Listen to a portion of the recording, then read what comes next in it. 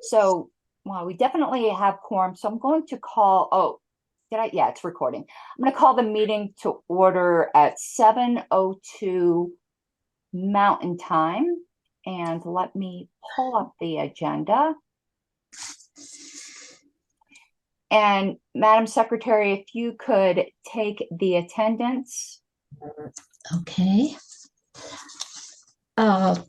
Arrowwood, I'm here. Rocco, Present. Sizelski. I am here. All right. Karen Ann Harlos. Present. Okay. Rob Latham. He's not here yet. I'll let you know. Okay. Frank Martin. Present. Okay. Ken Molman. I am here. Yes, sir. Tom Rowlett. Here. Yes. Mike Ruffo. Present. Thank you. And Alabama Mike Seebeck. I'm here. All right, thanks. Madam Chair, we have a full complement of regular members. I'll call the alternate. Except for Rob Latham. Except for Mr. Latham, but he is on his way, I understand. The alternates, Chuck Moulton, Rich Tomaso, Dave Roberson. Present. Thank you. Greg Deal, Roger Roots, Data Logan, Dean Rogers. I'm here. All right. I'll call them again. Chuck Moulton, Rich Tomaso, Greg Deal, Roger Roots, Data Logan. Madam Chair, number 3, Dave Robertson, and number 7, Dean Rogers are present. Okay, thank you. The next thing that's on the agenda is opportunity for public comment. If you wish to make comment, please raise your hand. That would include committee members who have things that aren't part of the agenda that they want to say. And here is Rob Latham, Madam Secretary. One moment, I do see Angela's hand. I'm giving everyone a chance to just get their hands up. All right, Ms. McCardle. Thank you, Madam Chair. My name is Angela McCardle, National Chair. Commenting on the bylaws amendment on ethics, I think it's completely overreaching and inappropriate. It's insulting to call it ethics, honestly. We should not punish hardworking officers for generating income and growing the reach of the party. I just grew the reach of the party last night on a major podcast that has more reach than corporate news and media. The other major parties, including the Green Party, actually pay their chair. Trying to erase the chair or secretary's ability to work full-time for the party and generate compensation for our efforts outside of the party is wrong and unprofessional. That's all. Thank you. Thank you, Ms. McCardle. Mr. Madden's hand, I think, was next. Yes, Madam Chair. I just want to say thank you to everyone for showing up. It's always good to have more members at large that are interested in this type of thing. I do want to say that I'm in favor of Proposal V. Mr. Molman put this up long before any of the recent controversies came out. This actually came up fairly early on in the term of this bylaws committee. And so I would ask that people keep that in mind and not ascribe intent, since this was long before. I would also just like to say that this is, again, a proof of concept as seen in Kentucky, where they had a chair that was taken from the pot. And so it's pretty much just a copy and paste over from the Kentucky bylaws, because it's worked for them. Ken thought it would work for national. So thank you. Thank you, Mr. Madden. Ms. McCardle, I don't know if the hand up is because I can put you back in line if you'd like, is a artifact. I don't know who was next out of the ones who are raised, so I'm just going to go in order as I see them. Ms. Hayes. Good evening, everybody. I wanted to speak in opposition to that same amendment. I have reviewed it, and I agree with Ms. McCardle that it's overbroad and vague in almost the same sense, but also it flies in the face of any sort of opposition to the general fiduciary duty requirements. If this was a bylaw to say you can't take from the pot of the party, that's an obvious thing, doesn't seem to be restated. But using your position to get eyes on you and influence, and if you manage to generate a revenue from that, it doesn't in any way take away from the party, and it is a free speech issue. It's several different types of issues, but obviously nobody can take from the party pot itself. I think it just seems repetitive, and also again vague and overbroad in all those different ways. If anybody had a way to narrow it to some sort of the specifics, I still feel like it's repetitive, as a duty of loyalty is a general part of fiduciary duty. But that duty of loyalty is not encompassed in any way by that amendment, and otherwise I don't see anywhere that it would make sense. So that is all I have to say. Thank you. Thank you, Ms. Hayes. Mr. Alfstadt? Thank you, Madam Chair. I am also speaking against the same proposal. I have a similar to what Ms. McCardle and Ms. Hayes have stated before me. I just don't see the need to restrict what people do outside of the party. That obviously is another speaker referred to, taking money directly from the party funds should be and I think already is illegal, or outlawed in our bylaws. But to restrict our activists from joining the LNCs seems silly, counterproductive. We don't have a deep bench. We are a bunch of volunteers, and it seems like a very libertarian solution for private people to fund voluntarily the people who are giving their life over to running this party, and doing it through Patreon, doing it through Super Chats, doing it through various means. Seems like a really good idea, and it seems like it'd be very foolish for us to restrict that. Thank you. Thank you. Mr. Heyman? Yeah, I also want to speak against this proposal. The language is extremely broad, very vague. I think language like this exists to be used as a cudgel because it is so vague. It could be applied indiscriminately, and we should never enact bylaws that are written that way. The points made by the previous speakers against, I echo, and I encourage us to not do something so silly. Thank you. Thank you, Mr. Heyman. Ms. Arrowood? You're on mute, Ms. Arrowood. Oh, I was wondering if I could address Madden. No, because you're a committee member. You're going to be able to debate. So this isn't the time for committee members to debate. We'll have that opportunity when the item comes up. Oh, I didn't want to debate. I had a question. I didn't hear something he said.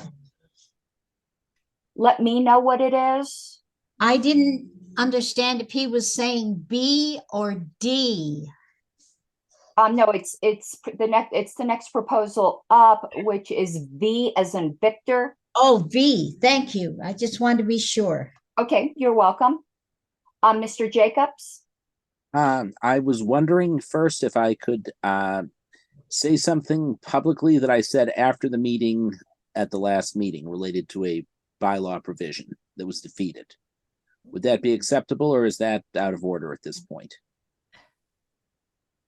I mean, this is public comment. I mean, you can.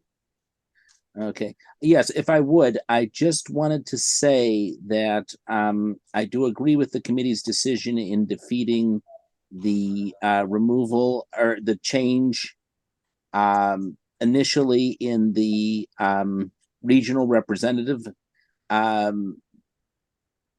rule, and that I would be very, very worried that it would make the Libertarian Party very easy for takeover by a third, by one of the other two parties or by a group such as supporters of Donald Trump. I've often been accused of being a Republican operative. But if I were a Republican operative, I would certainly be in favor of doing something like that. I'm not in favor of doing something like that. Thank you, Mr. Jacobs. Is there any further public comment? Giving it 1 sec. And because I'm trying to find my Zoom screen as it is. I freaking hate Zoom. There it is. Okay. Right. Seeing none, the next thing that is up is proposal B, which I have up on the screen. It's a proposal from Mr. Molman. Mr. Molman, if you would like to state your proposal. Yeah, Madam, just really quickly, I believe the orders of the day are to approve the 10-5 meeting minutes first. That's correct. Thank you. Madam Chair. Yes. Never mind. Mr. Bracco had his hand up, but it looks like it was an artifact. Never mind. Okay. Yeah. We need to take care of that first. Thank you for reminding me, Mr. Bracco. So I think there were some changes made that were spelling, if I remember correctly, but there were some minor changes suggested on the list. Did you get those, Madam Secretary? Yes, and they have been corrected. Okay. Is there any objection then to approving the minutes from October 5th with the corrections that were posted on the bylaws list?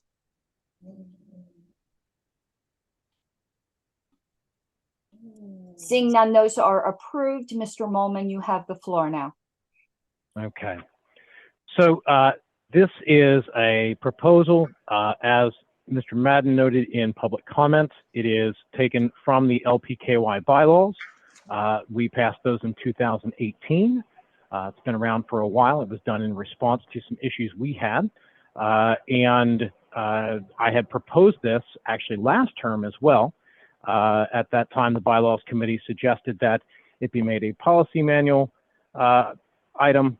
It was not made a policy manual item, which was not a surprise to me. And as such, I have brought it back again.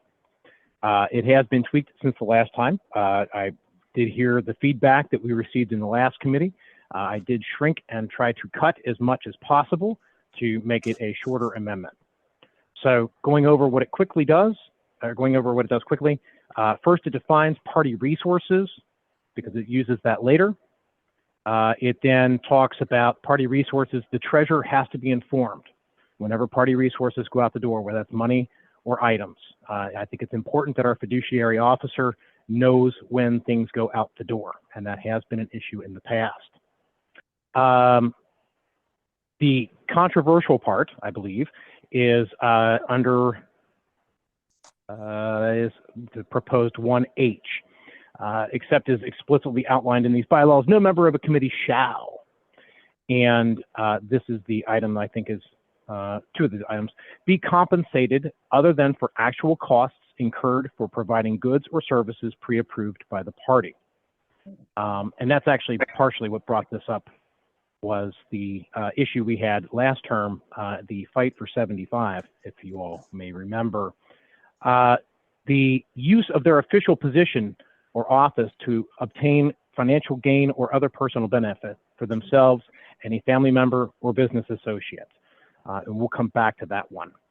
The use of party resources or their position in the party to show favor or disfavor towards a candidate prior to receiving nomination or being elected, or vote to intentionally influence the outcome of such processes. Though it has a clause that says it does not prevent officers from acting as party members.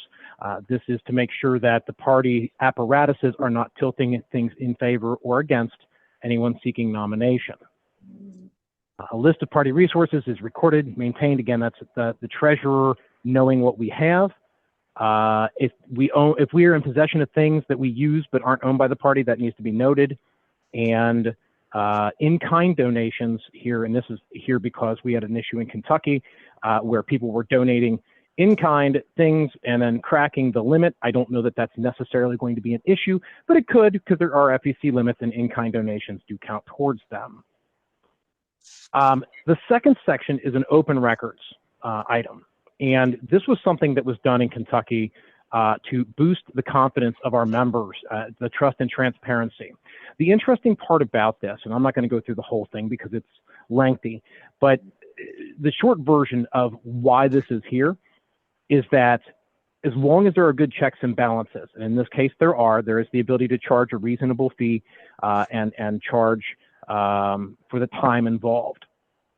Having the provision for an open records provision, just having it makes members think, hey, I could do this if I wanted to, and they could.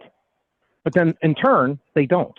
And that's the irony of it, is that having the open records provision pretty much makes it so it doesn't get used. And it also means that people don't make accusations that things are happening behind closed doors or they don't know what's going on or blah, blah, blah, because there's an open records provision. It's right there. And so you can ask for it. And there are checks and balances. A new person can't come in and create chaos by dumping, making a bunch of requests. They have to be a member for 2 years consecutively. They do have to pay for physical copies. They have to charge, they can be charged for the time, the actual time involved, up to $25 per hour for the employee time. And there are exemptions, things like software passwords, bank account passwords, APRC material, that type of stuff, things that are actively being adjudicated, legal items, those are all obviously excluded because that's common sense. The final piece, in number 3, is the response to the new idea that bylaws can be suspended if they're in the nature of a rule of order. And I don't know that most people know that that's the case. And I think that people are going to be in for a shock when they find out that what they're passing in convention can just be suspended by the LNC. And what they've passed in the past could be suspended. I don't believe that our members think that's the case. I don't believe our members want that to be the case. And so number 3 has been written specifically to address that, to prevent that, because I believe that is what the members would want. I don't have a number 3 in the version that I have. Oh, okay. Well, that's a problem. I don't see, let's see what you've got there. Okay. So I am not sure which version you have, Madam Chair, but if you would like, let me send this to you to make sure, because I know that I had sent this over the last version, because I haven't touched it in a long time now. Let me share this with your LP account. Let me stop my screen Actually, share. it is actually shared with you. It could be that there is a million, if it's not made clear to me. Sure. No, I certainly understand. I've got plenty of things shared with me, and it's like, oh, that's actually shared with me. I didn't even know. So yes, I definitely understand that. I'm going to share this with your LP accounts, Madam Chair. Is there anyone else I should share this with? No, because I'm going to get it up on the, well, send it to the bylaws list. Okay, I'll send it back there as well. Okay.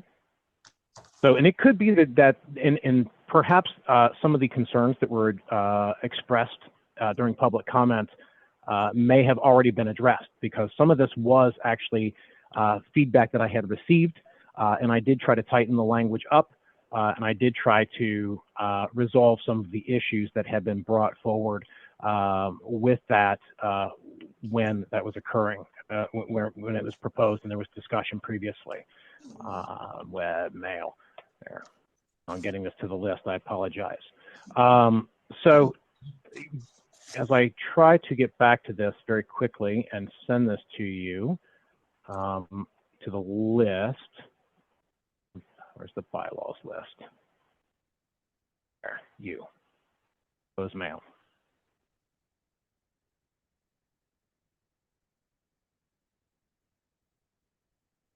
This will be row 3. There. I'm just sending it as a link. That'll probably be the fastest, easiest way. So going back to the item that I believe is the source of controversy, is the item under 1H about using the official position or office to obtain financial gain or other personal benefit for themselves, any family member, or business associate. What this essentially is about, in maybe I'm wrong here, but I have always felt and I have always held our party to a higher standard. When I was state chair, when I was on the LNC, I always, in just generally activism, I've always held our party to a higher standard.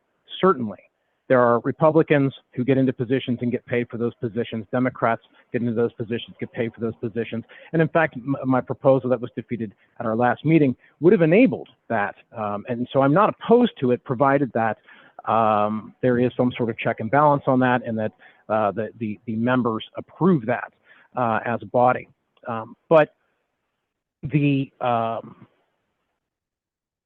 key here is it's about using your title specifically to give yourself benefit, or a friend or family member or business associate, whatever. It's not about not growing the party. We obviously want to grow the party. We want to grow the organization. That's why we're here. We're trying to grow liberty. And that's the point. We're here to grow liberty, not to get benefit for ourselves. And so I have always looked at the line as, if you're getting paid by the party, then you lose your voice in advocating for policies, right? And we've seen that with staff in the past, that when staff decides to step up and be like, oh, I'm mad about something, they're pretty much out the door pretty soon afterward. Ken, I am going to ask that, because I think you're starting to lose people with the length of the speech. You're going to get to say everything you want. I'll let you go as long as you want. I'm kind of letting you know, though, that I think. Yeah, sure. I just wanted to address the things that were addressed in public comment. And that's where I'm at here. So, you know, we want to be out, seen, visible, and whatnot, but it shouldn't be about what is in it for me. It should be about what's in it for the organization. And that's really the key to that. It's not about what's in it for me, because if the moment it turns into what's in it for me, there can come a point where what's in it for me and what's in it for the party conflict. And if I'm relying on what's in it for me, now I'm in a problem, right? And so the idea here is to make sure that conflict never can occur, that it cannot be about an individual with a title. It's always about the party. That's the goal of this. I don't believe, and maybe there were previous versions that were vague, I don't think this is vague. You can't use your title to get benefit for yourself. And in prior discussion, when we've talked about this, it's a simple matter of not hiding who you are, but not advertising your title as a means of trying to promote yourself or to gain benefit, right? And so in the corporate world, this happens as well, where people are able to do and be something besides their official title, but at the same time, people will say, "Oh yeah, they're this and this and this," but that's not what that's not the selling point of the it's not why they're there. It's not, they're not there to benefit themselves, get paid because of that title for being on some board. And so I have no issue with people paying or helping a friend, you know, because I agree. The job of chair is actually the stupidest job in the party. It is a ridiculous job. Our bylaws are set up to put way too much on the chair, and it's not realistic to do that voluntarily full time. So it is not that I am trying to stop any of that, Patreons, whatever.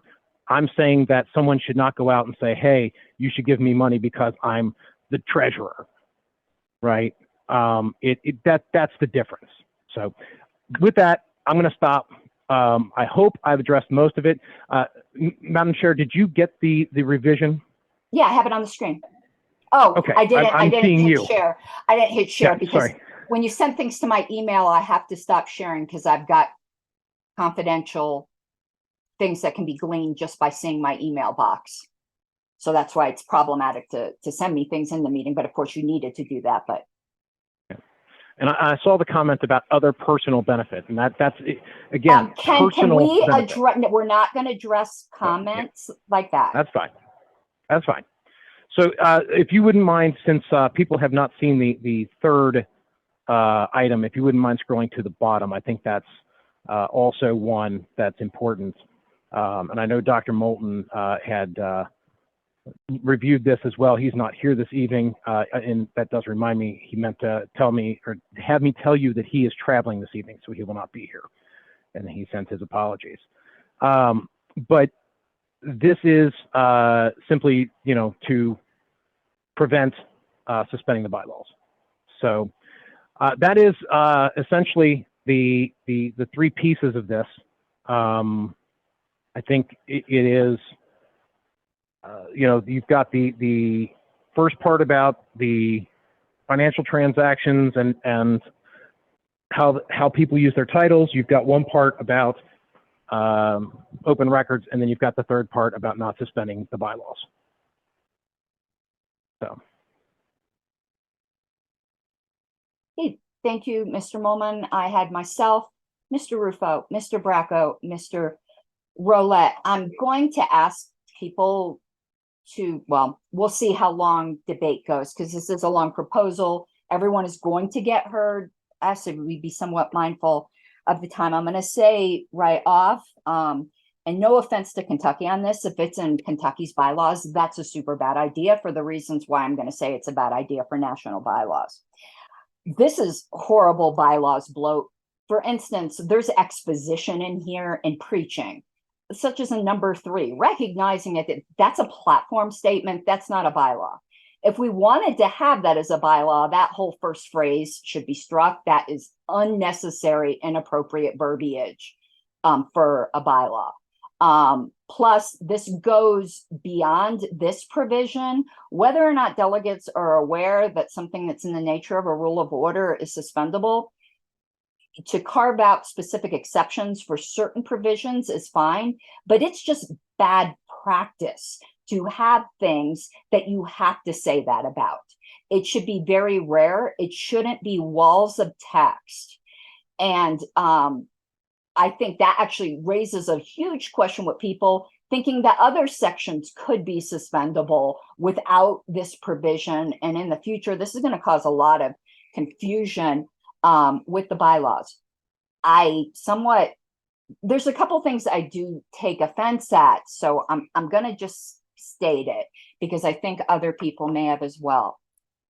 Calling it a higher standard in debate is insinuating that people that don't agree with you have low standards. I found that extraordinarily offensive. I find calling it ethics offensive. These are standing rules. Saying you're surprised it's not in the policy manual. I'm the chair of the policy manual committee. Nobody ever submitted anything like this to me, either from membership or from the LNC. Until it got proposed on this committee, I didn't know a thing about it. And actually, at least 70% of the things you have in here are covered in the policy manual, maybe not to the detail or the same specifications. But the thing about the treasurer having to know something with a value greater than 100, you may have added a little bit of detail here, but that's already in the policy manual. That we can't use party resources to promote a candidate or offer services to a candidate that's not offered on an equal basis to all is already in the policy manual. These things need to be in the policy manual if they are to happen. And they are exactly the type of thing that needs to, in fact, be suspendable in case there is some weird unintended consequences. So one second here, because I'm going to get to the controversial thing. By the way, this would prohibit an LNC member from running for our high office. Now, you might think that should be prohibited. It shouldn't be smuggled in. It should be stated outright explicitly under nominations or something. Like when John Phillips ran for vice president, this would prohibit that. And if we want to do that, let's not stick it in something that has to be interpreted. When it comes to in-kind donations, you can't stop someone from giving something that might be of value. To say that they have to pre-approve it, what if somebody decides to start running advertisements or something where the FEC would consider that in kind, but they've already done it? Like, that's a totally unenforceable provision, and having unenforceable provision should not be in the bylaws. The thing about except where prohibited by law and all these things about law, that's already in Roberts. Of course, if something's prohibited by law, we can't do it. Like, there's just so much bloat in that section, and it's far too wordy.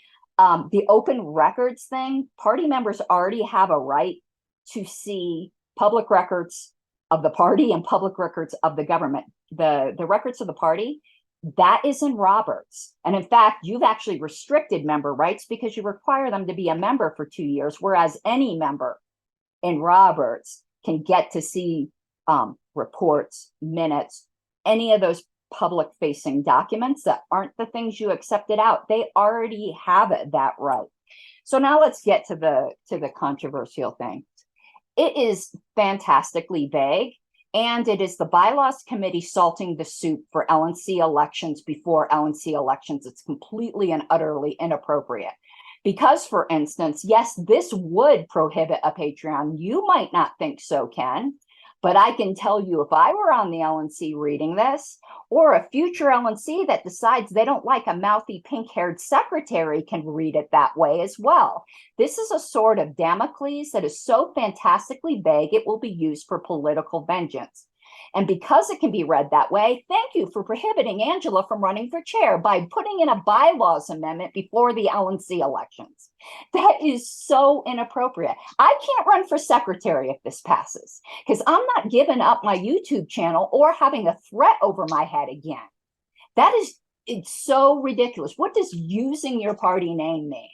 If I put a disclaimer in my YouTube channel that these opinions are mine and not those of the party, even though I am the national secretary, is that using my party name because people might not know beforehand that I'm party secretary, and then that might cause them to subscribe to my channel, which then gets me another 10 cents in ad revenue? Or if I get asked to be a convention speaker where I'm taking time away from my family and I'm providing a valuable service, Florida is paying me $100 to go to their convention and be a convention speaker. So that would be prohibited. Since when are we not capitalists? And to say it's a lower standard because people want to be able to, without stealing from the party, earn a living. I put in 40 hours a week into this committee.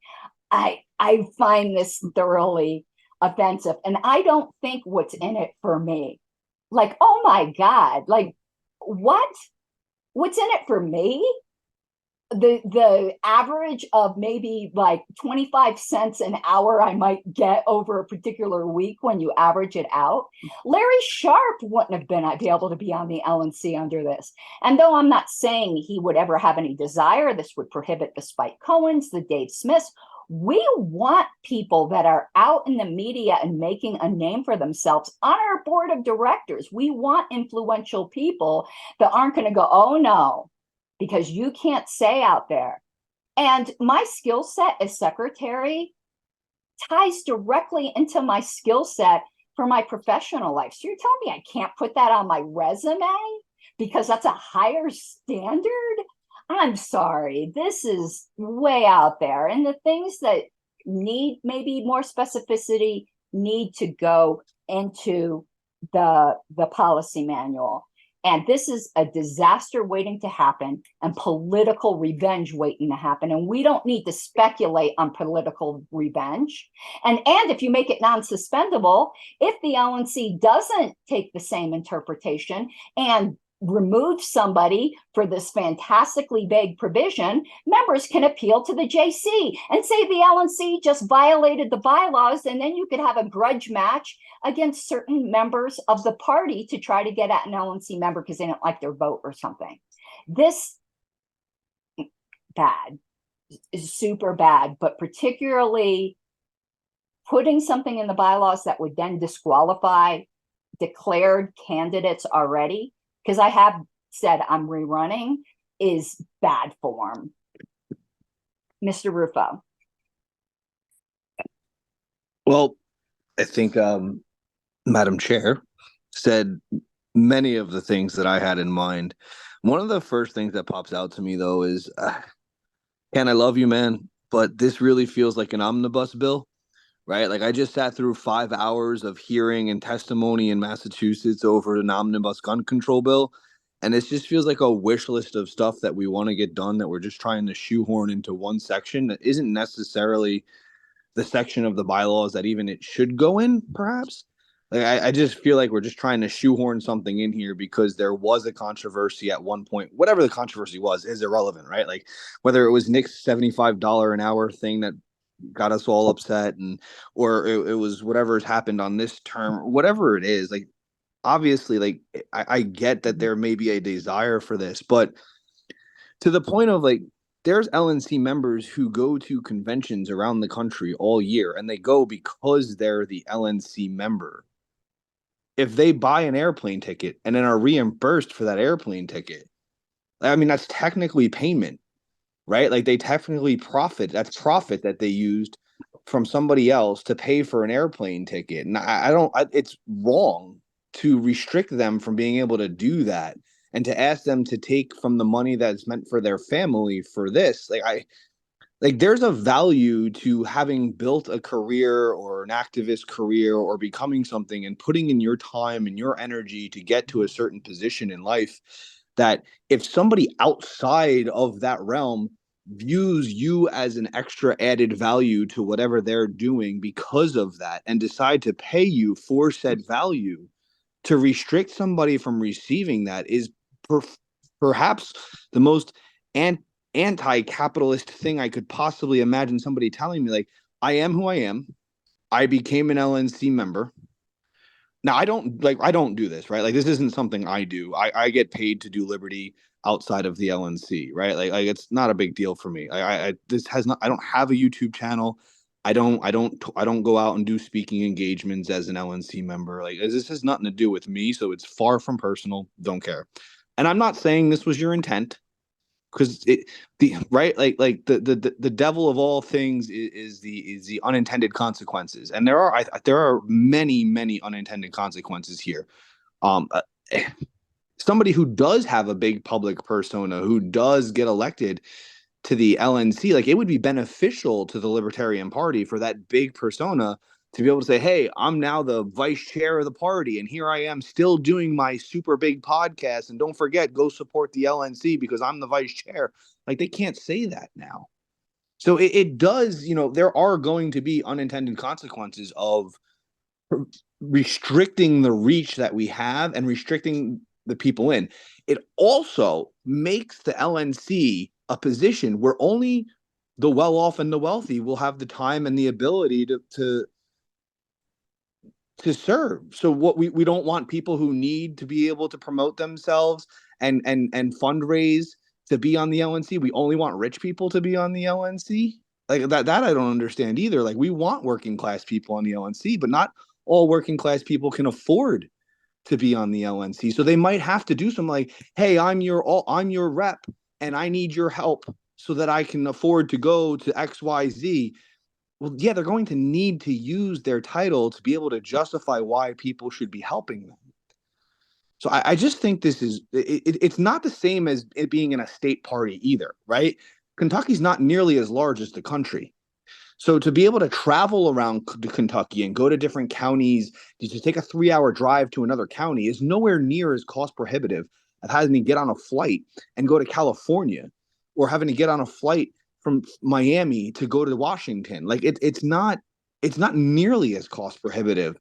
So perhaps this works on the state level, but on a national level, I think this is a dangerous mistake that is going to limit the scope of who can be on the LNC just by financially crippling people. And secondly, it's just antithetical to capitalism. It really is. And the part about the not being suspendable, I everything Karen Ann said, I completely agree with. The thing with the treasurer, excuse me, guys, it's been a very long day. the thing with the treasurer, I mean, there's not really any objection there. If it's in the policy manual, though, I don't see why we need to put it in the bylaws.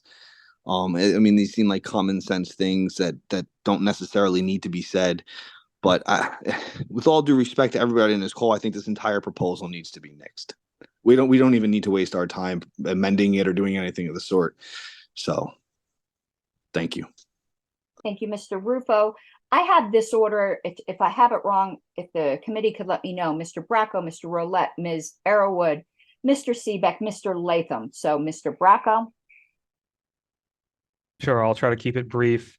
I echo pretty much all of the sentiments of the previous speakers. And I get that there's a desire to, I think on the part of Mr. Molman, I don't want to necessarily put words in his mouth, but just sort of reading a bit of the chat, to try to amend this. I'll be honest, I think that amending this would be similar to our marathon of electronic voting. I think that this it's got to go back to the drawing board. I think first it's got to be 3 separate proposals.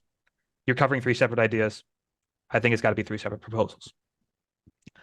So I'm going to try to wrap it up quickly. The one thing I do want to do is just a point of parliamentary inquiry.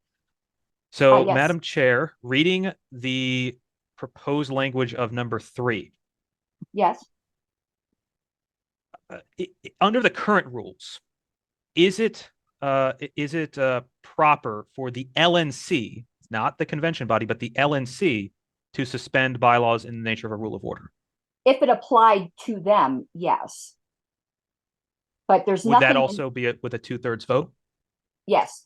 But there's nothing currently in the bylaws because Alicia Mattson really worked hard to get all the standing rules out of the bylaws. If there's some stray standing rule that's still in there, it's minor. And if it pertains to the LNC, it can be suspended. And a follow-up, would you read this language in number 3 as preventing the convention body from being able to do anything that it couldn't already do now? Yeah, they That it couldn't can. suspend anything either.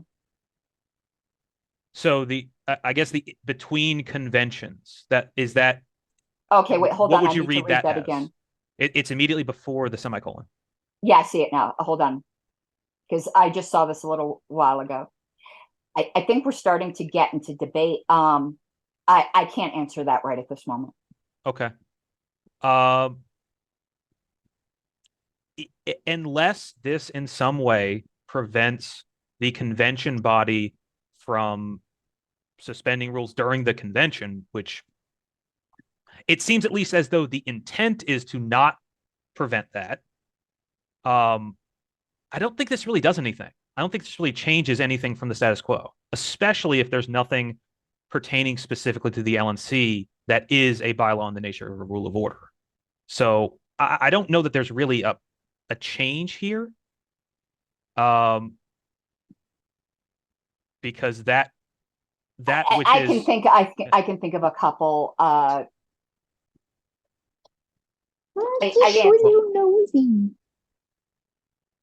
what was that? Regardless, I don't see too much of a change with that, and unless somebody were to interpret it as it prevents the convention body, in which case I would definitely be against that. So I'll try to keep to my promise of keeping it brief. Okay, I had Mr. Roulette. I was gonna move to divide this into 3 separate proposals. If everybody hates all 3 sections, I don't want to make everyone go through all 3 votes. Having said, personally, I'm in favor of one and not the other 2. If we can agree to keep debate short, well, what the hell? I'm going to move to divide this into 3 separate proposals, and I'm going to keep my comments on each proposal to 15 seconds or less. and I hope others do the same, but I think that this ought to be 3 votes, not 1. Okay, there's no vote on division. If I need to look at it, determine that it is 3, not necessarily contingent proposals, it's divisible upon the demand of 1 member. So I don't know if that makes a difference, that there's not going to be a vote on this division. You get to just say it's divisible. Okay, I'm going to say it's divisible into 3, and I'm going to implore everyone to not multiply the time that we spend on this by 3. But I think that this is definitely 3 separate proposals. So yes, let's please do divide it. Okay, that means debate is on each one separately. Mr. Light, you can do what you like. I think you just prolonged debate, but okay. I hope not. We're now then. Wait, a parliamentary procedure. Yes, Mr. Seaback.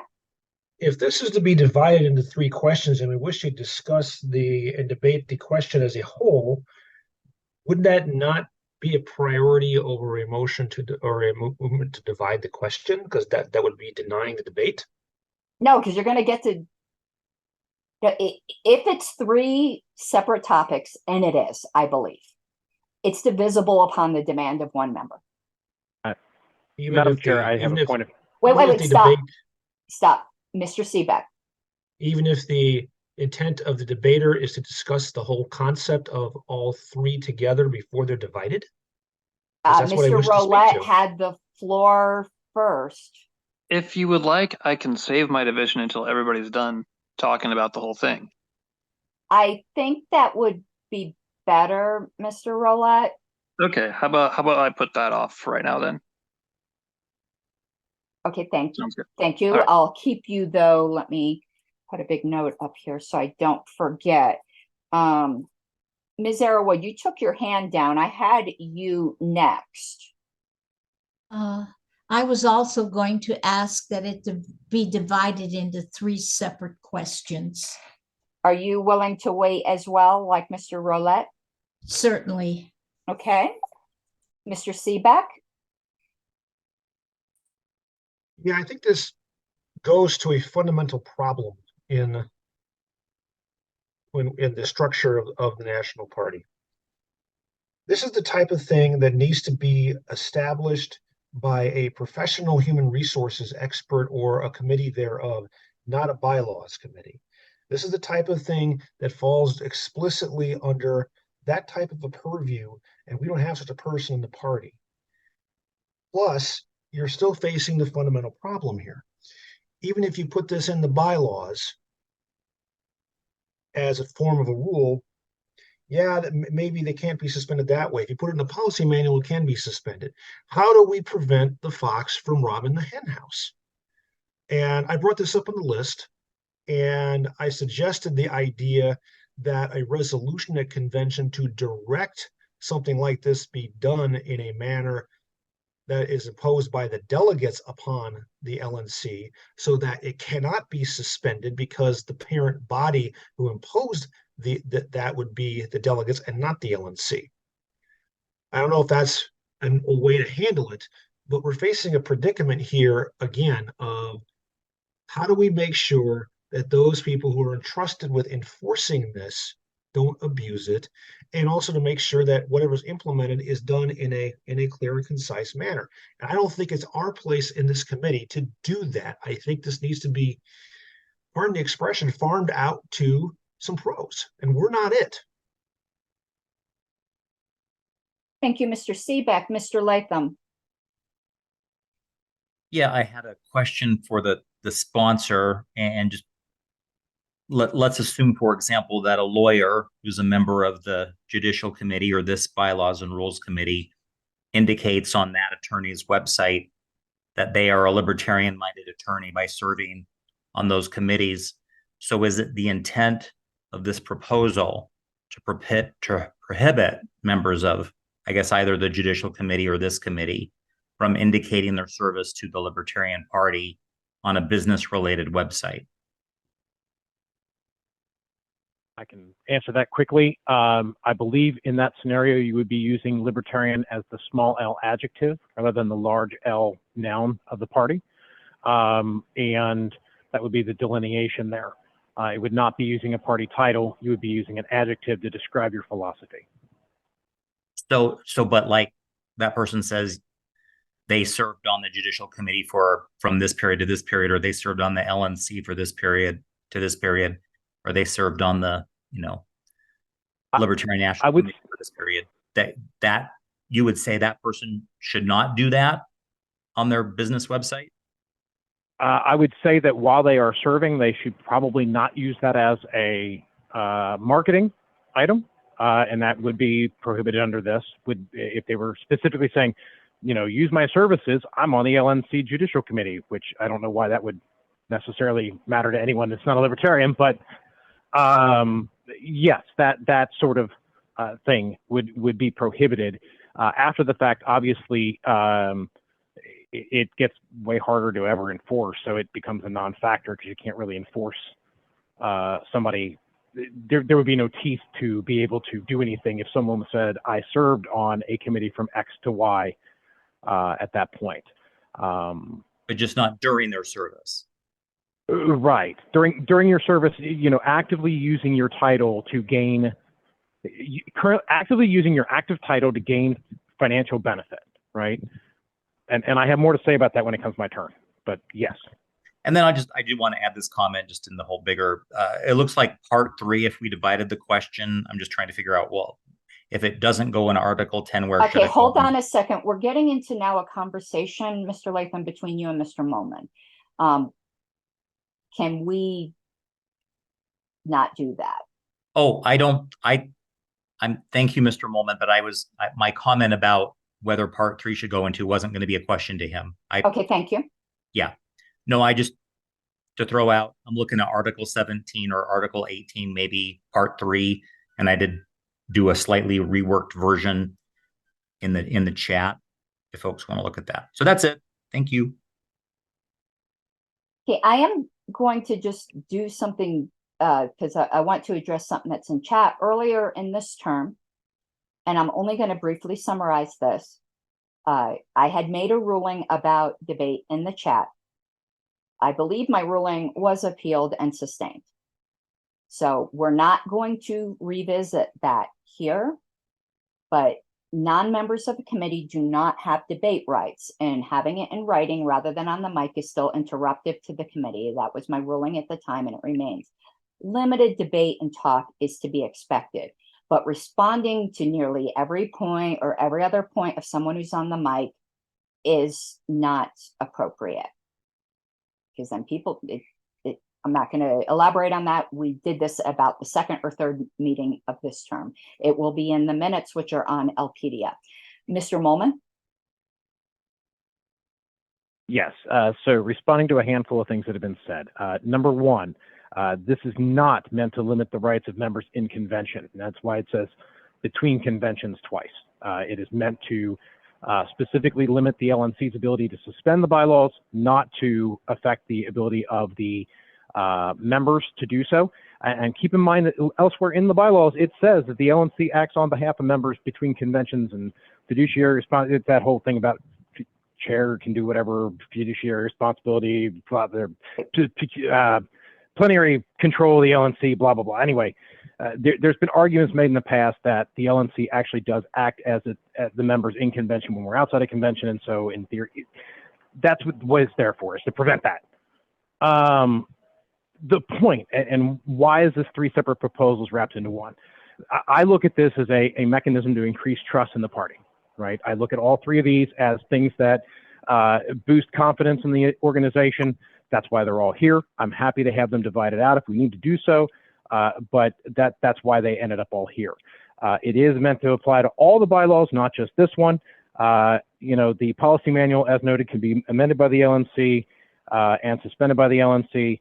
The LNC not being able to run for president wasn't necessarily intended, but now that you bring that up, actually it does bring up some weird stuff about votes on the LNC that may affect their particular race, and that could get real weird. So maybe that's not a bad thing. It wasn't something I actually conceived when I'm dealing with that. In-kind matters because you can technically in-kind things that either the party didn't want or the party it puts that individual donor over the financial limit, and so it can create liability. Whereas if you say that they're not allowed to give an in-kind and they do it anyway, then you can say, hey, that violates our bylaws. It protects a little bit of legal shielding for the responsibility for that on the party side. Quick note, it is 9.5 hours east to west in Kentucky, so it's a good drive, but that's regardless. The point of it is that it is meant, why is someone calling me at this time? That's really frustrating. Sorry. Active. Okay, yeah, and I've been active for 17 years. I've never taken a dime from the party. Reimbursement is not profit. So I have taken reimbursement. So one time I put an entire state convention on my credit card, and I certainly got reimbursed for that because, dear Lord, that was expensive. That is not a benefit, right? When you're coming out revenue neutral, you have not benefited. Prohibited to be paid for your title. That's the goal, is to be prohibited title. The issue of the Patreon, someone did specifically mention our national chair. I do not see that that is in violation because she is not. Those Patreons started before she had the title. It was not about, hey, you're the chair, give me money. It was, if you want me to try to run for this and to do this job, I would like financial assistance. I see no issue with that. That is not using the title to gain benefit. It was that, because it's all about the circumstances. So I don't see that being the issue. And why that's important, congressmen use their titles in Congress.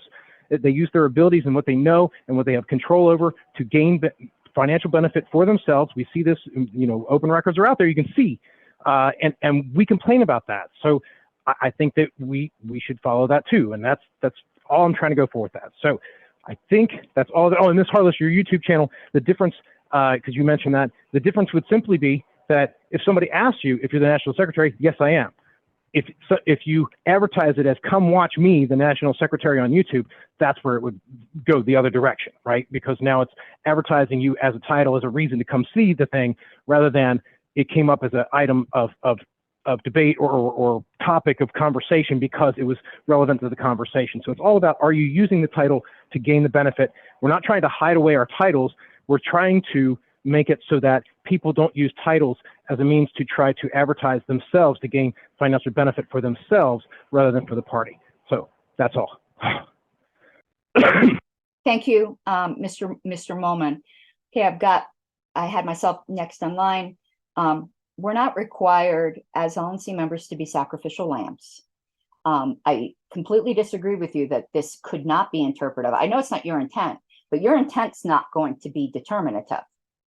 What's going to be determinative is the will of the delegates as far as it can be ascertained. And then there could be different interpretations later. I'm going to Florida. My sister lives in Florida. Am I really just getting paid for my plane ride, or am I getting in a trip to my sister if she happens to come to that convention? This gets really dicey. And hey, in January, if it's a blizzard in Colorado, am I not getting a benefit by getting a trip to Florida in the middle of the dead of winter in Colorado? Come on, this is super. If there's a potential conflict of interest, that needs to be disclosed to the LNC. It's already in the policy manual. We already, by law, have a fiduciary duty.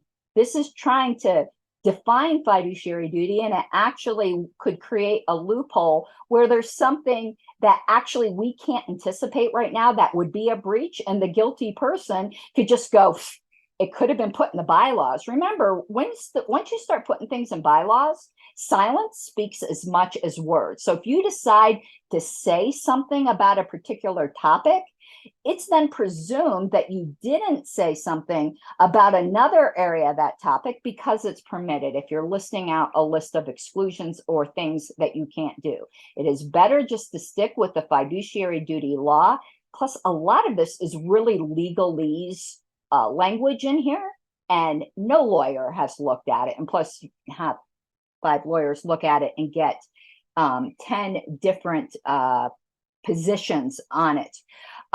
Also, regional reps, there are some regional agreements that encourage the states, Region 1 agreement, to put in monies for expenses. Now, you might say it's expenses, but how are we going to prove that? And what's an expense? Like, if they decide that they're going to take Southwest rather than Spirit, because Spirit sucks and it's hugely uncomfortable, is that a benefit?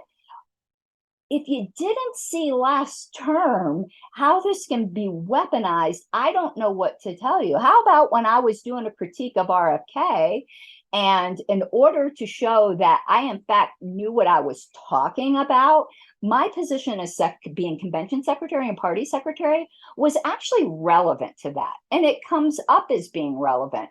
I do shows informing members as to what's going on the LNC. There's no way in hell you're going to tell me that someone couldn't decide to weaponize that if I find myself in the minority again on the LNC.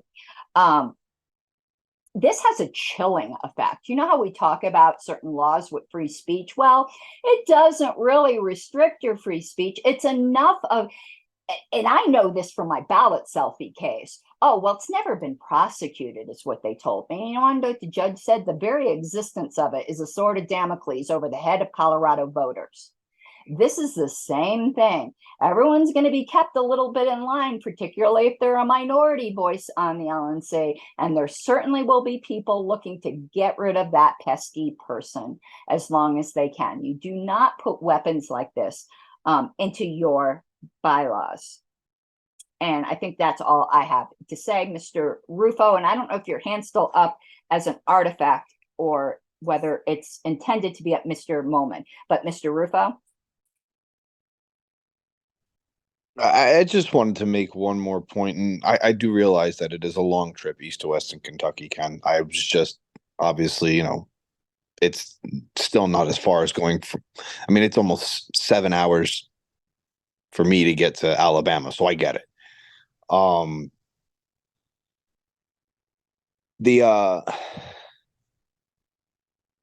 last point I wanted to make that I missed on the last one was, like, if Freedom Fest wanted to advertise that they were having the LNC chair speaking at Freedom Fest and they wanted to compensate the LNC chair for their time, I don't see why we should be prohibiting that. I think it's a wonderful idea for the community to take care of itself, and that would be growing the party. However, if the LNC chair can't afford to go to Freedom Fest or to take the time off of their job, because perhaps they're not doing it full-time the way Angela is, but they have a full-time job and they're doing this also, and they can't afford to take time off to go to Freedom Fest, but that compensation from Freedom Fest would make it possible. What hurts the party more? The fact that they got paid $1,000 to go to Freedom Fest and speak, or the fact that they couldn't afford to go to Freedom Fest? And that goes back to my point of, we're now just saying we only want rich and powerful people that are already rich and powerful to be on the LNC, because to be able to go all over the country, you're going to need people to be able to compensate you for your time because of who you are and what your title is. We're completely missing these unintended consequences. And I'm not sure if those are the intentions. Like, do we consider that to be restricted by this bylaw? I read it to be that way. I'm pretty sure everybody reads that to be exactly what it is prohibiting. And I just don't think we should be prohibiting that. That hurts the party more than it helps it. Are there going to be scenarios where we may have to go to the judiciary community to see if something was ethical? Sure.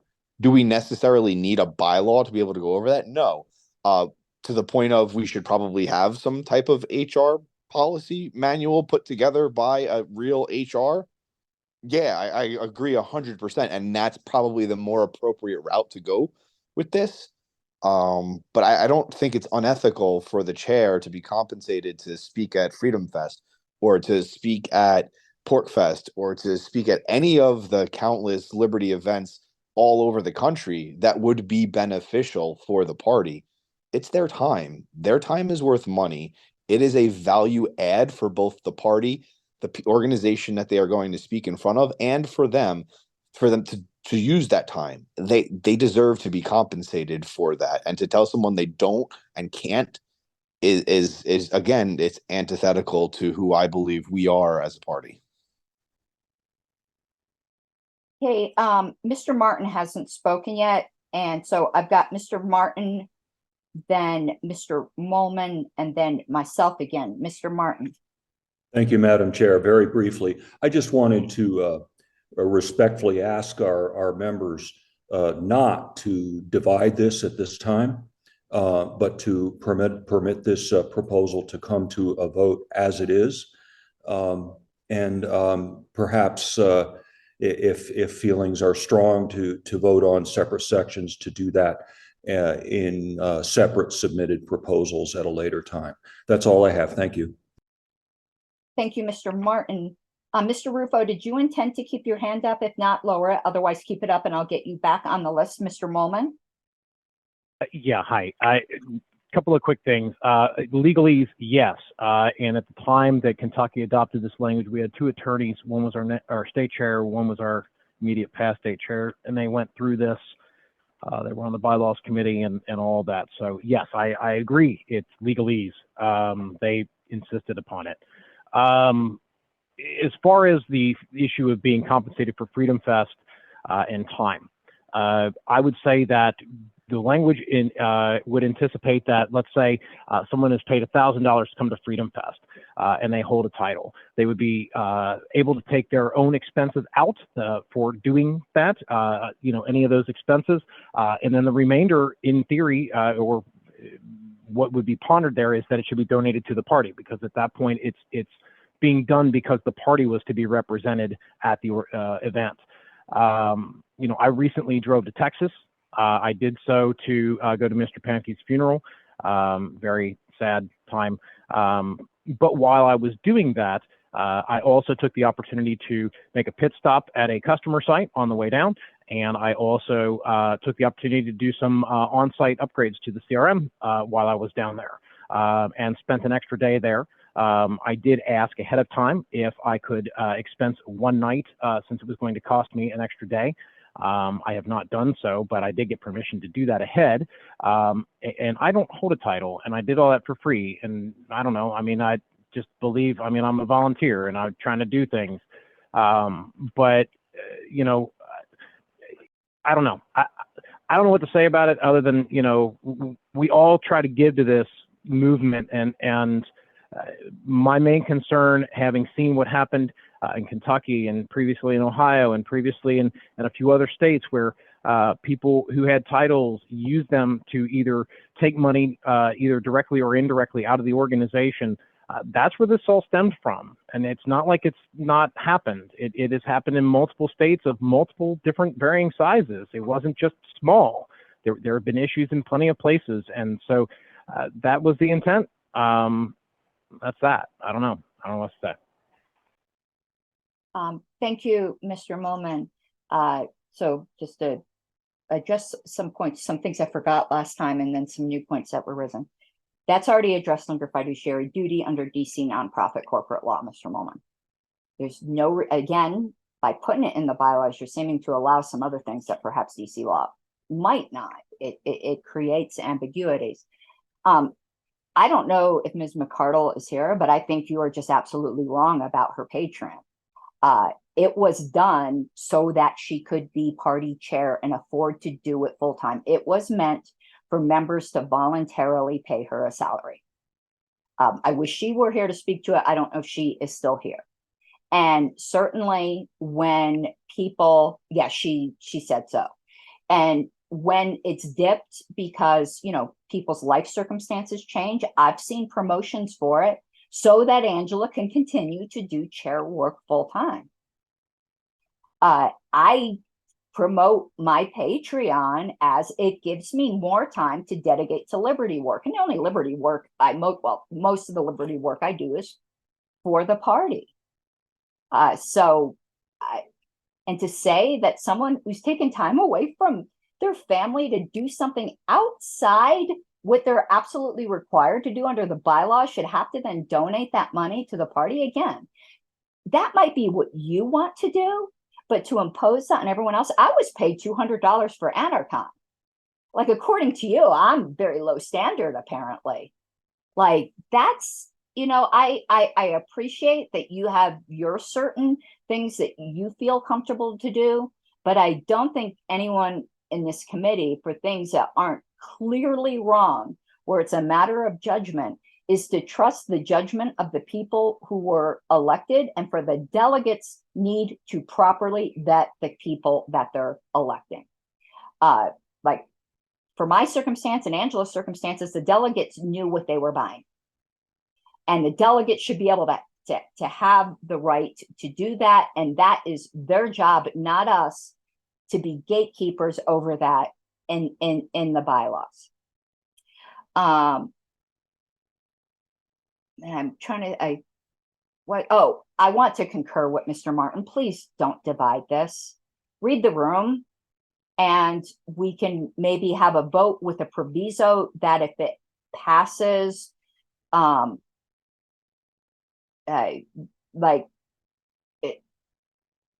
we make it an agreement.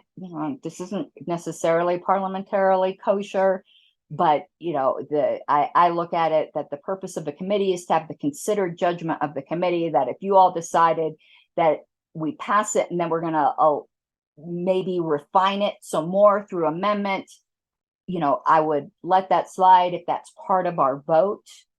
But I'm asking, just like Mr. Martin, unless there is support on this through a vote, please don't divide it, but you have the absolute right to do so. Mr. Roulette. Okay, on division. Is the reason that we don't want to divide it because we don't want to have 3 separate debates? Are we just trying to save time? Is that my question is that the purpose? Mr. Martin speak to, I don't want to speak for him. I'll tell you my reason. But Mr. Martin. Yeah, I don't really have an explanation other than I don't wanna.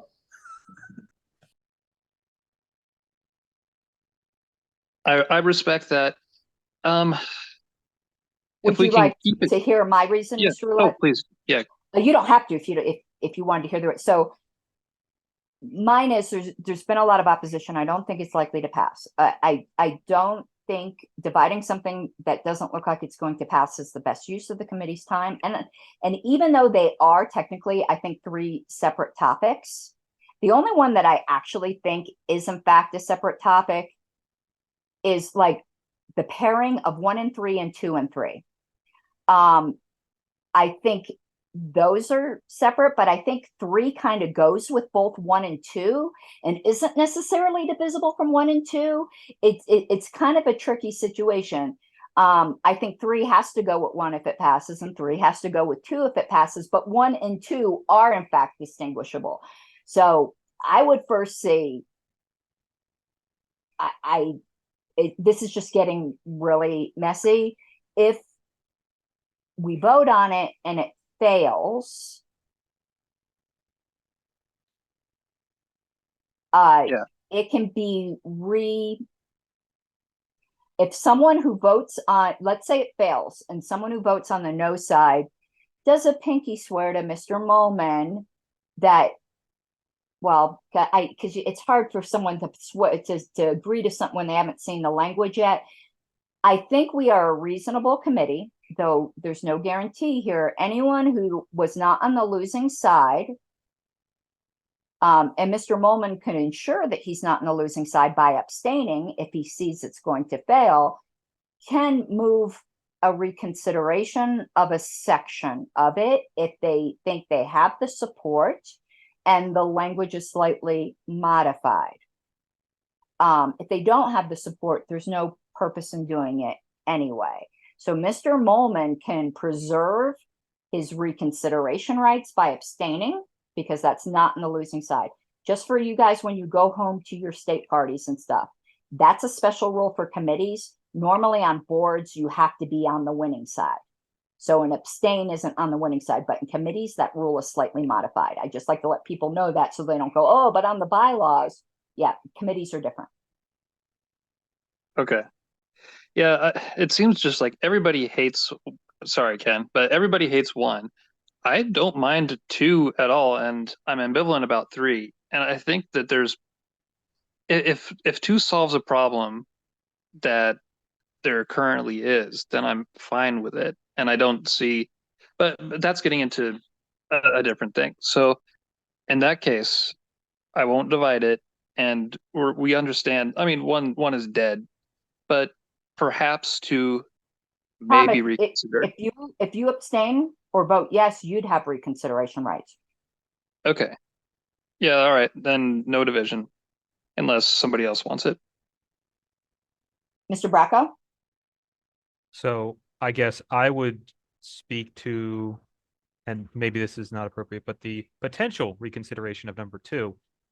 I, for one, before voting on anything like number two or anything like it, would like to see a comparison between what the rules that would be set up by this are and the record requirements currently in Robert's Rules of Order. So I would ask that if there is any sort of reconsideration, if the circumstances present a need for reconsideration, that comparison be done.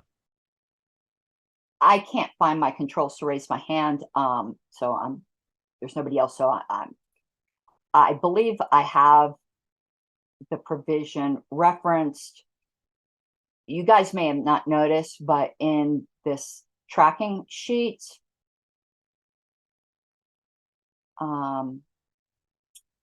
I put some references, and those probably deal with that. 1.4 doesn't deal with it, but 2.20 through 21 might. So just so you guys have it.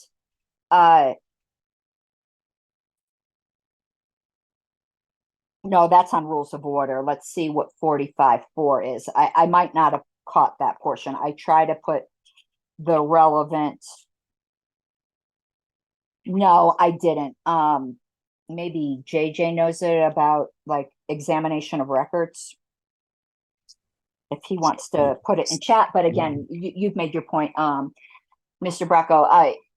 It seems like some persons are thinking 2's a good idea. I'm also opposed to 2 because again, members already have a right. They already have a right to see things that are public with a federal agency. If a malicious group of people wanted to run the party secretary, they could just flood us with requests for things they could get from the FEC, for instance, and make me run around, or my counterpart, my successor, run around and just have to absolutely comply with all the stuff on things that aren't party records. This can be used maliciously. We publish our party records. And it says they have to be produced. Like, I don't know, this could really be used to run the party secretary, and it actually does restrict rights by saying you have to be a member for 2 years. That restriction isn't good. Where an amendment needs to happen is in the open meeting section, which was something that was proposed last term. And I would really suggest that if someone wants to make another proposal,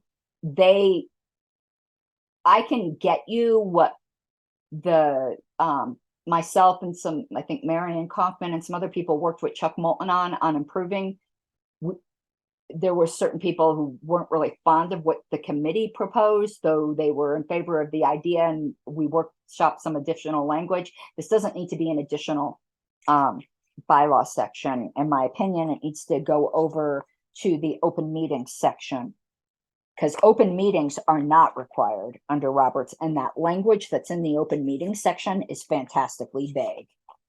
That's how I had the debate with Mr. Duque at one point on the LNC as to whether the LNC email list is really required to be public. Hate to tell you all this, but under our bylaws, it is not. So that section of the bylaws needs to be addressed right here. Records of the secretary. Any member has the right to examine these reports, and it's talking about written reports from boards or committees.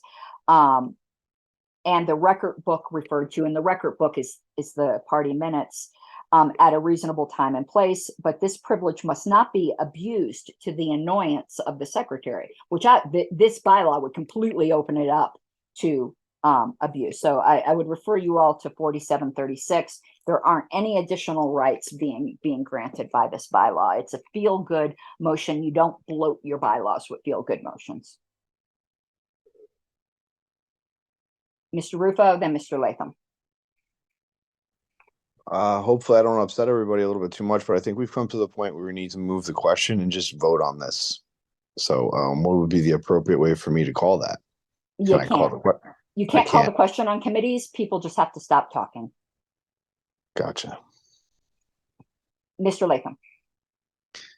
And I'll be quick. I was actually concerned about the vexatious records requester, but I do actually like that one language that it does require or allows the party to charge, I guess, triple the minimum wage, which in the District of Columbia, I understand, is $17 an hour. So it'd be $51 an hour. You could charge in advance. So it could be a profit center potentially. I just wanted to mention that that's some language I do like. Maybe a slight improvement over our current part, but that's, I will say, not enough to save the entire proposal for me. Mr. Molman? And I don't know if Mr. Rufo, you intended to keep your hand up? I was just going to note that actually in the last version of the proposal that got stripped and just taken to $25 because somebody complained that math calculations were too hard to put in the bylaws, so I took it out and made it $25. But regardless, doesn't matter anyway. Just Mr. Latham, I didn't notice that in the current version or even in the other one because I did so strenuously oppose other sections. I don't think we should be charging people for records. See, under Roberts, they have a right to it as long as they're not making vexatious requests. I don't think a member should have to pay to get an electronic copy of a record. That is part of the job of the secretary. It should not be members exercising their rights should not be a profit center for the party. Even if it's just $25. I get requests all the time. I couldn't imagine charging people for that. And I know it says maybe. You want to talk about abuse by the LNC? I think that's something that could be abuse. And what if somebody gets one record, and you charge them the $25 because it was a portion of an hour, and then that led down a rapid trail to other records? And what if the secretary said, "Oh, this is going to take me 3 hours"? And no, I'm not at all cool with charging people for records unless it's something you're mailing to them and then the actual copy, photocopy or whatever. But everything's done electronically now.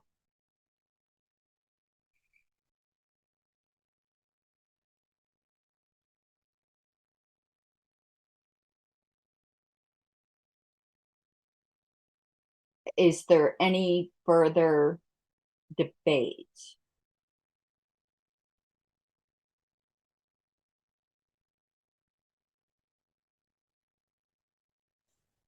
Okay, seeing none, Madam Secretary, if you could take a roll call, and I'll remind anyone who might be thinking they want to reconsider a portion of this, abstain or vote for it, and that will preserve that. But I'd also let the committee know if you thought the better place to address some of this is in that other section I mentioned. It's not a reconsideration. That's an entirely different concept. And I would think if you're dealing with open records in a way that just completely rewrites this, I wouldn't consider it a reconsideration either. It's just if it's too similar to this, it would be. Madam Secretary. Yes. Arrowwood, I'm going to say no. Bracco. No. Sizelski. No. Latham. No. Martin, No. Molman, Yes. Rowlett, Abstain. Rufo, No. Seebeck, No.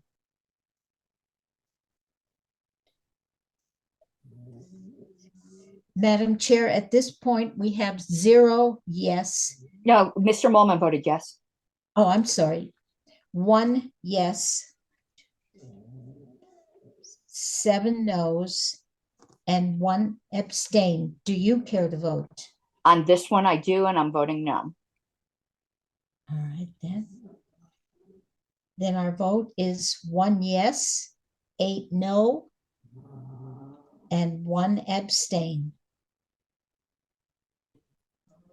Okay, thank you. This proposal fails. Mr. Rowlett, any of the no's or Mr. Rowlett would have reconsideration rights and everything I'd already said before, where if you're doing it in another section, that's not even necessary. And why did I go to that screen? I am looking for, okay.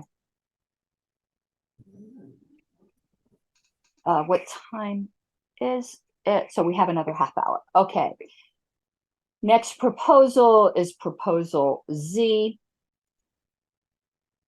which is JC decisions are final. This has been a while. I'm just gonna, I might ad lib a little. I'm gonna read the problem, but I might add something to it because this will refresh my own argument. There's no time limit in our bylaws for rescissions. Per Roberts, however, decisions that can't be undone, like unpainting a wall, unringing a bell, can't be rescinded. And one could hope that decisions wouldn't be reviewed anew later. The way to set new precedent is to have a new case with a fresh controversy. But as we know, there was an attempt. This whole thing gets super controversial because I actually, at the time, didn't know. Let's not even get into it. There was a rescission of the Oregon case that the chair of the party at the time decided to ignore. Whether that was proper or not is beyond the scope of this proposal. But this is, in fact, something that happened. So say someone wanted to revisit Delaware 10 years from now. I argued at the time that it's an unringing of the bell. You can't do that, but there was a whole dispute on that. I think this is kind of like, does the vice chair auto ascend? We need to provide clarity here so that people aren't gaming the judicial committee. Not claiming everybody that was in support of the Oregon thing was gaming it, but I do think there were some people who were gaming it. It was certainly possible to have a good faith disagreement there. So I think we need to provide stability to our judicial committee rulings. That's the whole point of the judicial committee, to be the final, the final say. However, we already have the precedent with what happened to me, that delegates at convention can rescind something.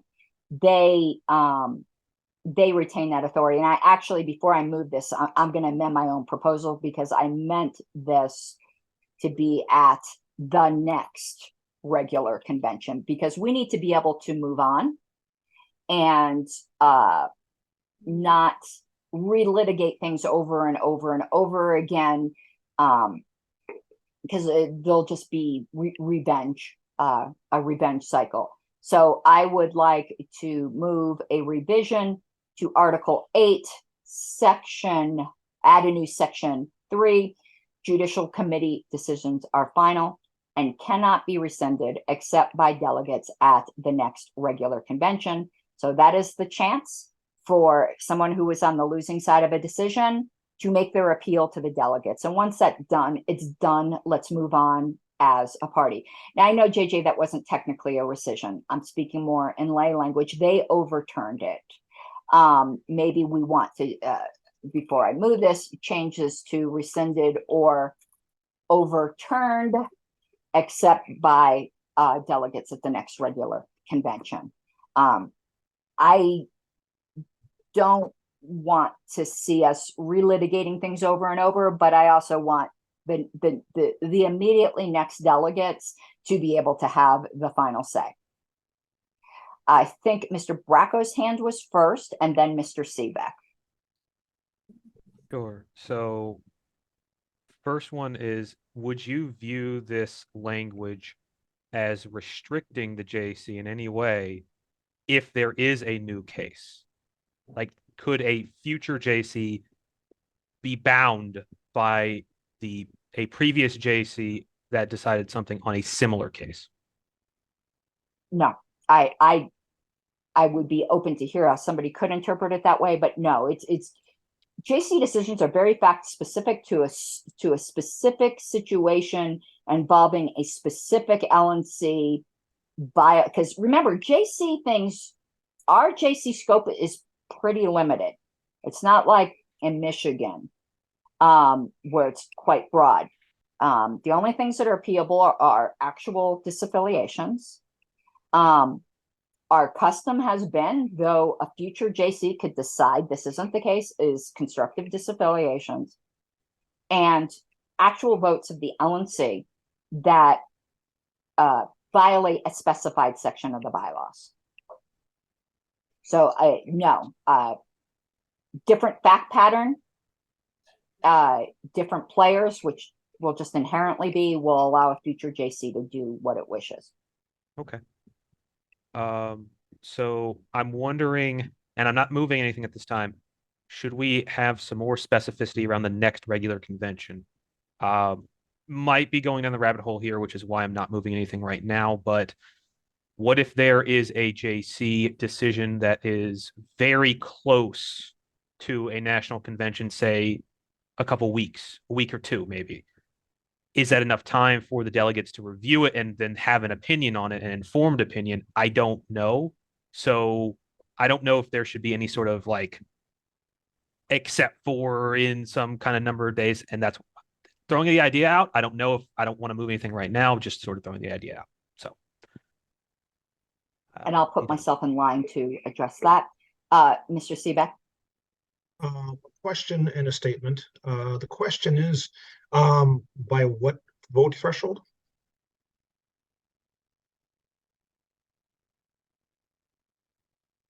For the rescission. It would normally be a majority. When not stated, it would be a majority. Okay, thanks. On for the statement. We could put a higher vote threshold in there if you wish. All right, well, it wasn't mentioned, so I figured I should ask the question. Okay, 2010 California Convention. We had to take the entire convention into an executive session because of an appeal of an overturn of a suspension by their judicial committee. That was a mess. I was there. It was crazy. It was insane. The way this is set up, this could have the potential to be that problem. And I don't know if that's something we want to deal with at a national convention. It was bad enough at a state convention. The other point that I want to make is this. As worded, this is a problem. Because it says that judicial committees are final, their decisions are final, but it cannot be rescinded at return except by delegates at the next regular convention. Well, what if the delegates decide at the following convention or that they just want to change the bylaw that was supposedly violated, which would then overturn the judicial committee decision later? According to this wording, they couldn't do that. And I don't think that's what we intended here. But that's as word as what it could have the impact of doing. I think this needs a little more rework. Mr. Latham? Well, maybe picking up on Mr. Seebeck's last point, I mean, I would just suggest one way, and the way courts often do it, is when, for example, a statute is changed, but you have a judicial, opinion or decision that was based on interpreting the prior statute, and you reappeal the issue on the new statute, that the new courts are going to say, well, we're deciding this on the new statute, not the old statute. So that's one way of addressing, for example, a changed bylaw. that's the basis of a new appeal. And just I wanted to share. I mean, I think if this is the case I'm thinking about, I was on the judicial committee. I think I was originally on the losing side, and then a couple of years later, I was on the prevailing side. And I think, if my memory serves me correctly, my position was probably in line with what most delegates wanted, as to that issue. And so I actually, in looking at this proposal, didn't really disagree with it as much as I thought I, at first blush, might have, because it provides a path to revisit that decision. And I think just, the reason the decision was revisited is because there were some members who thought there was a problem with it, and so it needed to be changed. And so that was the path we had, was to revisit that decision through the JC. We could alternatively do it through a convention. There is part of me that worries that, does this politicize JC decisions too much by, making everything subject to a convention vote? Is that healthy? And then, what's kind of the purpose of the JC? Is there maybe a benefit to delegating these kind of controversies and questions to the JC, so they're not occupying the time of delegates at a convention? So anyway, I just throw those thoughts out there on this proposal. I thank you. We could always put in a higher vote threshold. I would be amenable to that. I am looking to put things to bed. I disagree with Mr. Seebeck. If a bylaw gets amended so that something which was a violation of the bylaws before is no longer, then the new LNC, if there's a continuing practice that is now in violation or not in violation, the new LNC is required to conform to the bylaws that are passed at convention. The bylaws become in effect from that point forward. They're not, unless there are some weird circumstances where it could happen where they purposely pass a bylaw that's retroactive. You can't sanitize or prohibit, generally speaking, a past decision of the LNC and then have it work up to the JC. The precedent has already been set last convention that things can be revisited at convention, though technically it was not a rescission or even it wasn't overturning, but it was via a point of order because of continuing breach of the bylaws. This kind of goes beyond that into a review by delegates at convention. I don't care if the decision was 2 weeks before. This is already making explicit something that delegates might not have known they had before. People are not doing these great volumes of research where you got to give them a couple years. The first time, whether it was a JC decision from the month after the last regular convention or 2 weeks before that regular convention, the fact is the vast majority of delegates, the first time they're going to even think about it is going to be from lobbying on the convention floor. That's just how it goes. I do think we need to provide stability to the JC decisions. The JC is already politicized. We're a political party. It's politicized. The overturning via continuing breach of the bylaws, the last convention for me was highly political. A lot of people came to that convention just to do that. That is, it's political. We're a political party. That's inevitable. This I think actually minimizes politicization. So you're not like, say, if this JC makes a decision and they know you guys are going to be in office. Well, hell, let's use the current situation. Let's say for some reason tomorrow you got an appeal on the Michigan situation. Don't know how you decide, but one side or the other is not going to be happy. And they know that you guys are in office for another 2 years. We'll just wait.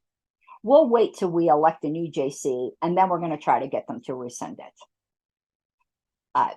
This will prevent that at least midterm of a JC term.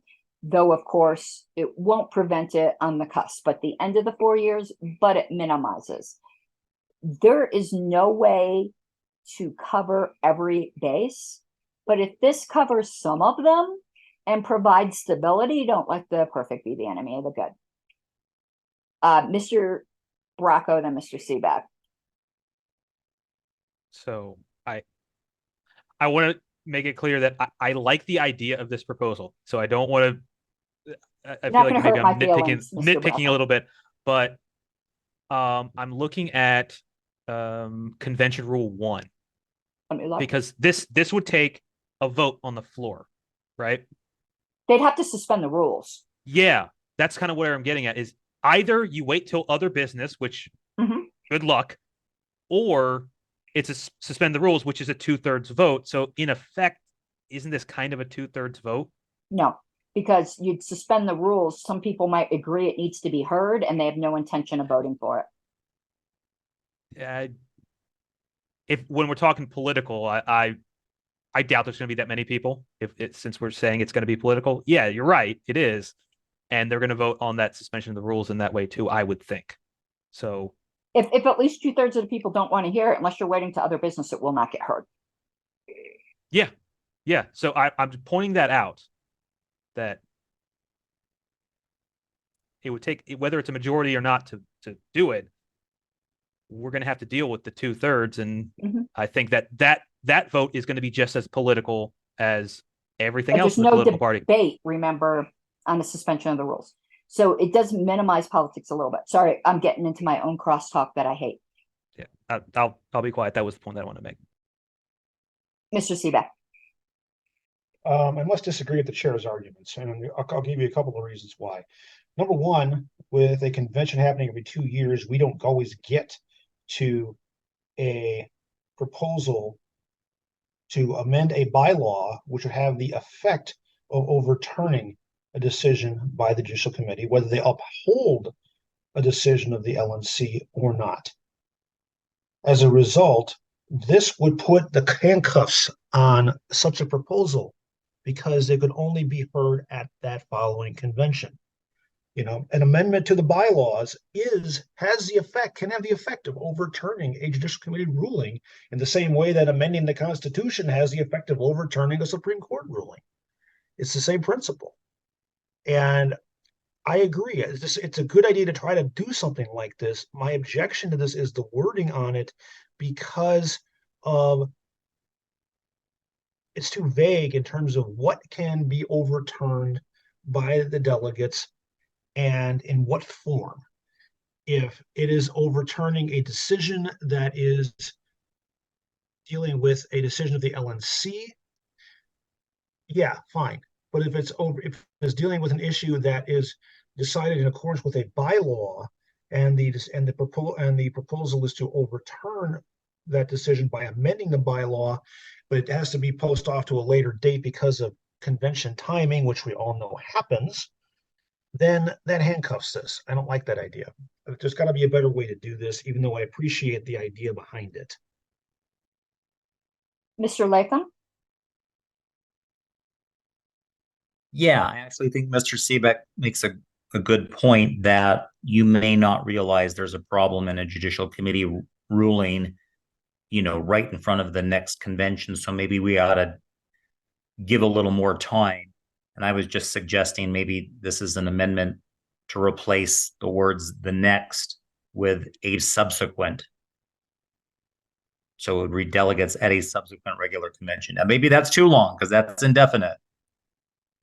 But that's my suggestion. Okay, amending a bylaws isn't rescinding or overturning a JC decision. It's creating new rules that the LNC from that point forward has to live by. But it's not overturning a JC decision. It's creating new rules. If we change the threshold for deleting a platform plank to 2/3, we haven't just voided all of the past votes that deleted a platform plank by a majority, because it's the rule from that point forward. So that it's just not overturning a JC decision. It doesn't limit people if something got postponed to another convention. Mr. Latham, I would be opposed to at a subsequent convention. I tend to think the delegates have this right. At any point, this is the political games that are being paid. I want to limit them to a specified period of time and with the players who were involved at the time, rather than gaming a system to get a new LNC or get a new JC, or I don't like the composition of this convention, so I'm going to wait to try to overturn this JC decision at another convention. This needs to be very time limited. So that's all I have to say on that. Let me see. Well, everyone's kind of talked, so I'm just going to go down the line. Mr. Seaback, Mr. Braco, Mr. Latham.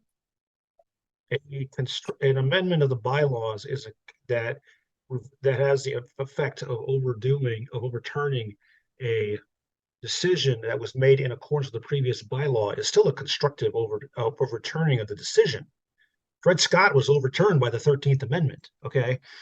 The reality of it is that does happen unless you're making the argument that judicial committee rulings do not have any precedent in future decisions. And if that's the case, then what the hell's the point of having the JC in the first place? I'm taking that as a bit of parliamentary inquiry. They don't have any precedent.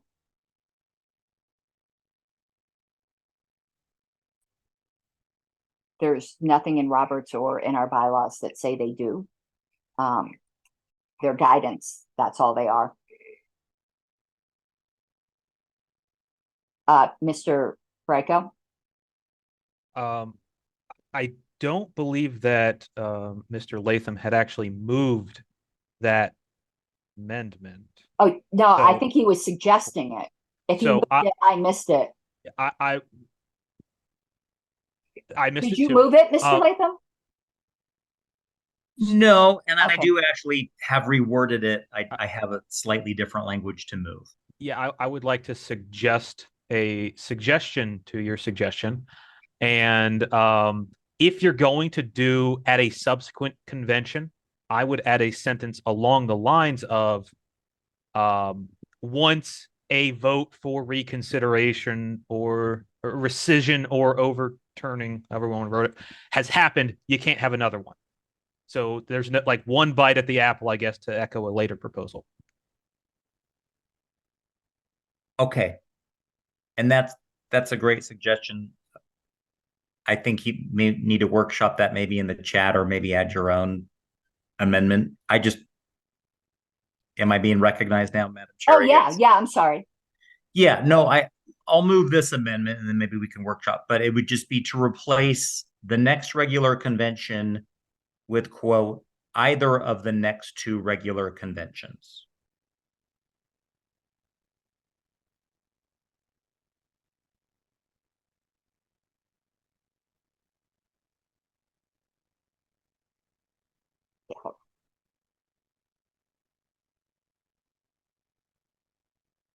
Because it's splitting words, you're going to have to, well, let me format text, strike through. Oh, you can leave the at. That's okay. We don't need to get, I'm putting it here. At, what was it again? At either of the next two regular conventions.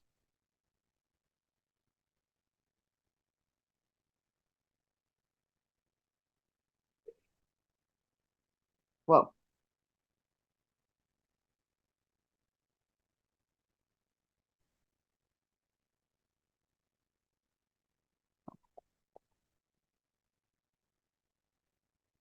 Would you like to speak to that further, Mr. Latham? Oh, I hope it's obvious, but I just trying to find that Goldilocks time frame. The next seems too short, indefinite seems too long. So this hopefully is a workable compromise. I can't seem to find the raised hand, but I don't see anybody else. I'm going to speak in opposition. It makes it way too long if the decision was a week after the last regular convention. You're dealing with a 4-year period of time. A lot of harm to the party can be done in 4 years with the drama that entails. I think we were somewhat fortunate that in my case, the decision was made 7 months before the convention. If this was something made much earlier in the term, and I still know that period of time is already borderline too long.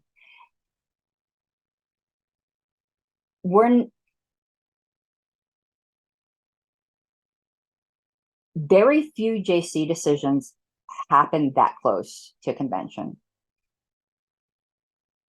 I'm trying to think of any that have. I tried to file one with Massachusetts really close to the convention, and the JC was like, no, this is just too close, and there was issues with disaffiliation and things like that. This isn't something that ideally the JC, like, remember, there was like 15 years where there was no appeals. I think we're dealing with something here that's already really rare, and we're straining out a gnat. Mr. Bracco. I'm gonna pass. Mr. Latham.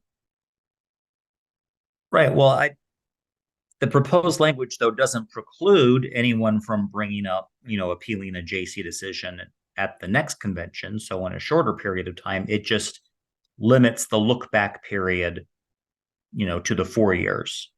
So it's kind of like a statute of limitations, make your appeal of a JC decision within 4 years or forever hold your peace. But you could do it earlier if you wanted to under this change. Mr. Roulette, who hasn't spoken yet, then Mr. Seaback. Okay, I'm just I'm discovering my own style here. I have a lot of thoughts on this. I don't want to take up everybody's time. I'm just going to announce I'm going to write all these out, assuming we don't come to a vote in the next 5 minutes. I'm going to write my thoughts out on the list. I'm going to post them there. If anybody wants to know what I think and why, you can read it, but I'm not going to say it. And yeah, there you go. I think it's likely we're going to come to a vote on this amendment, though, Mr. Roulette. Did you have any specific thoughts on this amendment? Oh, I'm sorry. Not important enough thoughts to share. Thank you. Mr. Seaback? I think the amendment itself does help. But there's still a long way to go to get this into a better shape. And I would also point out, as someone who argued that first case in 15 years and won that case before that JC, that past performance is no indication of future performance. And as contentious as things have been getting politically and increasing with no end in sight over the past few years, it's very likely that we're going to see more cases go before the JC, whether we want to or not. So I don't think this is straining a gnat. I think this is prepping the fly swatter for in case we need it.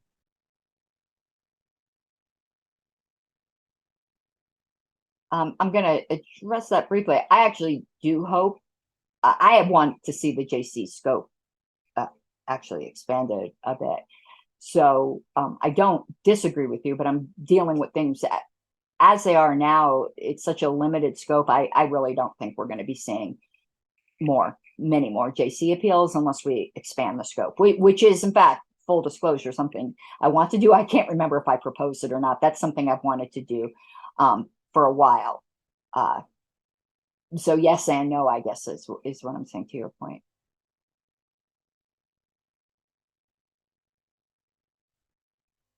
Anyone further on the amendment?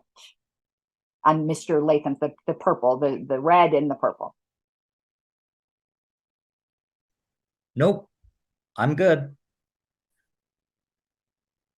So, Ms. Arrowwood, if you would take a roll.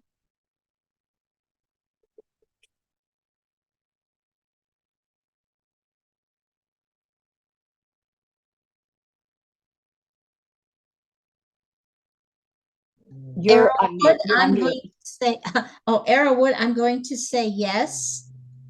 Rocco? Yes. Sazelski? No. Latham, Yes. Martin, Yes. Molman, Abstain. Rowlett, Yes. Rufo, No. Seebeck. Yes. Right.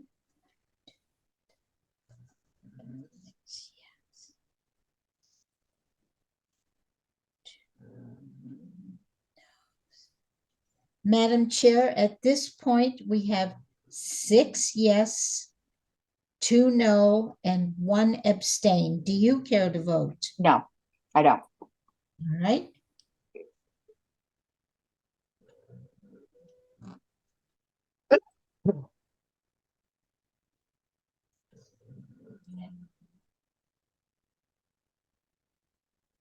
Has the chair announced the Oh yeah, result? it's passed. All right, I just want to be sure. Yes.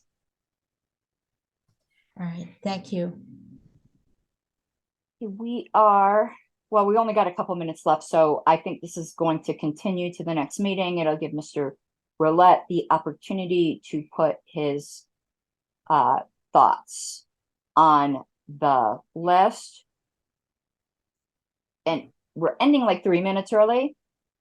I'm going to take a minute just to explain a prior statement as to where I said I wish to expand the scope of the JC. I think that puts more power in the hands of the delegates to control. And let me explain exactly how. Where I see a problem, we encountered this in Colorado. It wasn't really a problem there. It actually saved us from a vexatious appeal, though I think the wording can be done in a way to prevent that. But the way it's worded now, the LNC could violate the absolute hell out of the bylaws as long as they never take a vote. If they just wink, wink, nod, nod, and say to the chair, just go ahead and do that. Because right now, the wording, as far as LNC actions, is the only thing you have a right to appeal is decisions of the LNC that violate a specific portion of the bylaws. A decision is defined by Roberts as something that took place upon at least a majority vote of the subject assembly. Now, is there precedent for a constructive decision? Yes, because we've recognized constructive disaffiliation for a while, but there's no guarantee of that. And I could see it happening. And if the LNC wanted to shield themselves from an appeal, that's all they would need to do. And then they could pretty much just bend the bylaws over. And your recourse is to vote them out next convention. That's it. You don't have any appeal rights. Mr. Bracco. I just wanted to mention what I put in the chat. I believe that your proposal on this is proposal 00. Oh, so I did propose it. I know it's been rattling around my head. I couldn't remember if I proposed it.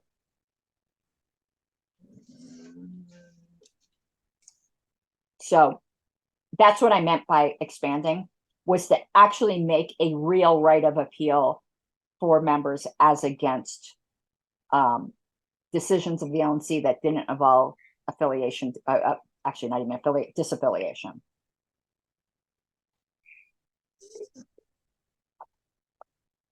All right, so it's 901 Mountain. We will be, and once I announce the next meeting date, we will be adjourned. I'm going to keep the room open for 15 minutes. I do have to leave after 15 minutes. I have a LP time capsule show scheduled. Next meeting is, well, shit, I don't have it down there. What's 2 weeks from today? Give me 1 second. Pull up the calendar. For second.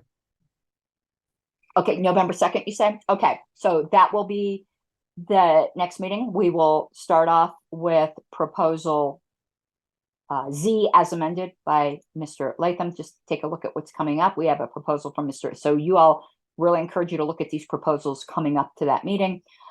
limit alternate allocations. Then I also have another time limit thing, a time limit to appeal OLMC decisions. And then there's a proposal from Latham, which is remove status language. I think those is about as far as we can reasonably expect to get. So I encourage everyone to look at these ahead of time. So we are adjourned at 9:02 p.m.